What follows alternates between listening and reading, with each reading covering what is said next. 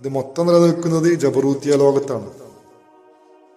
നമ്മളിങ്ങനെ പറഞ്ഞു പോരുമ്പോൾ 3 പറഞ്ഞ് നാസൂത്ത്, മലക്കൂത്ത്, ജബറൂത്ത്. പിന്നെ അതിന്റെ മുകളിൽ ഒരു അങ്കബൂത്ത് ലോകമുണ്ട്, ആലമുൽ അങ്കബൂത്ത് എന്ന് പറയും. പിന്നെ ലാഹൂത്ത് ഉണ്ട്, ലാഹൂത്ത് ലോകമുണ്ട്, അള്ളാഹുവിന്റെ ദിവ്യമായ ലോകമാണത്.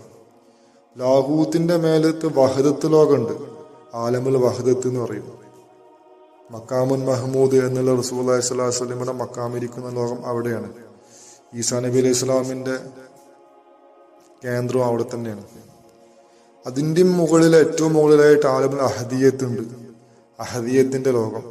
അള്ളാഹുവിന്റെ തൗഹീദിന്റെ ലോകമാണ്, അള്ളാഹുവിന്റെ അർശിരിക്കുന്ന ലോകമാണത്. അള്ളാഹു ഇരിക്കുന്നത് അവിടെയാണ്. ഒരു മനുഷ്യനെ അവിടെ എത്തുന്ന, അവിടേക്ക് ബന്ധം സ്ഥാപിച്ചു കഴിഞ്ഞാലാണ് അള്ളാഹുവിനെ കാണുന്ന മക്കാമിലേക്ക് എത്തുന്നത്.